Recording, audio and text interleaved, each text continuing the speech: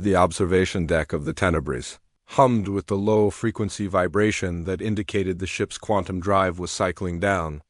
Maya stood before the reinforced viewport, her reflection ghosting over the swirling crimson nebula beyond. Her neural implant pulsed at her temple 3 quick bursts. "Proximity alert?" "We have company," she said, not turning from the view. Burek emerged from the navigation alcove, wiping lubricant from his hands. The ship's AI had been glitching again, routing power through deprecated circuits. "How many?"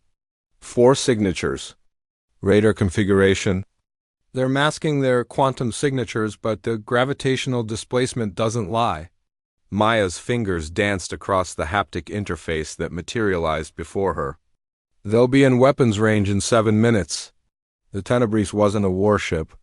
It was a research vessel designed for deep space xenobiology, surveys in the Outer Rim territories where the Galactic Concordat's jurisdiction faded into lawless void. Their current mission: transport a juvenile, Lixarian, one of the galaxy's few remaining sapient, felinoid species, back to the conservation habitat on Kepler 442b, the Cub. No larger than a terrestrial Volf lay curled in its environmental pod in the cargo bay. Its silver-blue fur rippled with bioluminescent patterns that indicated deep sleep. The Lixarians were critically endangered, worth more on the black market than a small moon's mining rights. "We can't outrun them," Burek said, already knowing the answer. "Not with the drive in this condition." Maya's jaw tightened. She'd spent 3 years tracking this cub after poachers decimated its family unit. 3 years of following genetic markers through debris fields and abandoned stations. She hadn't brought it this far to lose it to raiders. "Bring the cub to the medical bay. Lock down all bulkheads except Quarter 7. And Burek," she met his eyes, "get the resonance blade." His expression flickered with something between concern and resignation. "Maya, if you're thinking they'll board us, it's what raiders do out here. They want the cargo, and they know we can't fight a direct engagement." She pulled her hair back, securing it with a neural sync band. "So we don't fight them in space." The raiders breached exactly where Maya predicted, the starboard airlock, overriding the magnetic seals with a crude but effective electromagnetic pulse. 4 of them, humanoid but heavily augmented with military-grade cybernetics that marked them as former Concordat soldiers gone rogue. Their leader, a woman with a chrome jaw and scanning optics, swept the corridor with a plasma rifle. Buy ratings show 2 humans and 1 high-value xenobiological asset. Surrender the asset and we'll leave you with your ship and your lives. Maya stepped into the corridor, hands raised. "The cub isn't cargo. It's a living being under Concordat protection." The leader laughed, a sound like grinding metal. "The Concordat is 3 weeks' travel from here. Out here, protection means whoever has the biggest gun." She gestured to one of her crew. "Cade, retrieve the asset." The raider named Cade moved toward the medical bay, his heavy boots magnetized to the deck plating. Maya tracked his movement with her peripheral vision, her neural implant calculating distances, velocities, reaction times dot through the bay's transparent door. She could see Burek standing beside the environmental pod. The cub was awake now, its pupils dilated with fear. Bioluminescent patterns flashing distress signals across its fur. Cade entered the bay. Weapon trained on Burek. "Step away." Burek moved aside, hands raised. Cade approached the pod, deactivating the magnetic locks with a hacking module wired into his forearm. The cub hissed, a sound that carried both defiance and terror. Then Cade made his mistake. He reached for the cub, drawing a monomolecular blade from his belt standard protocol for handling dangerous specimens.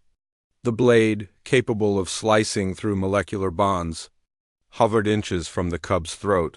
Maya's neural implant exploded with data, trajectory calculations, force vectors, temporal displacement factors. Her hand moved to the small of her back where the resonance blade hung in its magnetic sheath.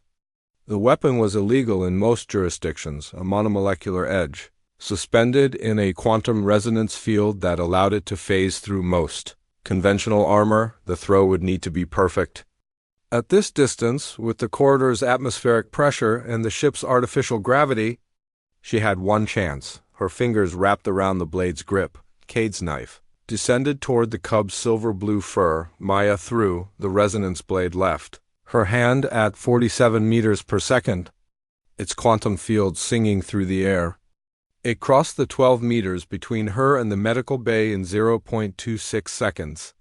Phasing through the transparent door as though it were vapor, Cade's augmented reflexes began to react, his neural implants firing warnings. His body starting to turn. Too slow. The blade entered through his left temple, the resonance field disrupting his cybernetic components in a cascade failure. Sparks erupted from his optical implants. The monomolecular knife fell from his spasming fingers, clattering harmlessly against the deck plating. 3 centimeters from the cub's fur, Cade's body collapsed, his neural processors offline before his autonomic systems registered death. The corridor erupted into chaos. The raider leader swung her rifle toward Maya, but Burak had already activated the bulkhead override. Emergency doors slammed shut, separating the raiders from their dead comrade and from each other. Maya didn't wait. She sprinted toward the medical bay, her neural implant interfacing with the ship's systems, flooding Corridor 7 with a concentrated burst of electromagnetic radiation. The raiders' cybernetics screamed in protest, their systems overwhelmed. By the time she reached the bay, Burak had already sealed the cub back in its pod. The creature's bioluminescent patterns had shifted to something that might have been gratitude, though xenobiological emotional recognition was still an inexact science. The others? Burak asked. Contained in the airlocks. I've already sent their ship's transponder codes to Concordat Patrol. They'll be picked up within the day. Maya retrieved her resonance blade, its field deactivating as it recognized her biometric signature. She looked down at Cade's body, feeling nothing. She'd killed before in service, in survival. This was both. The cub made a soft chirping sound from its pod, pressing one paw against the transparent barrier. Maya placed her hand opposite it, feeling the faint warmth through the material. We'll get you home, she whispered. Burak initiated the quantum drive sequence. That was 11.8 meters. In 0.26 seconds. 11.7, Maya corrected. And 0.257, you've been practicing. She smiled faintly. I don't miss. Not when it matters. The Tenebris shuddered as the quantum drive engaged, folding space around them. The crimson nebula stretched and compressed, and they slipped into faster-than-light transit, leaving the raiders and their interrupted crime behind in the lawless, dark dot in the medical bay. The Lixarian cub's bioluminescent patterns finally settled into the gentle rhythm of peaceful sleep, its silver-blue fur unmarred, its throat untouched by any blade. End.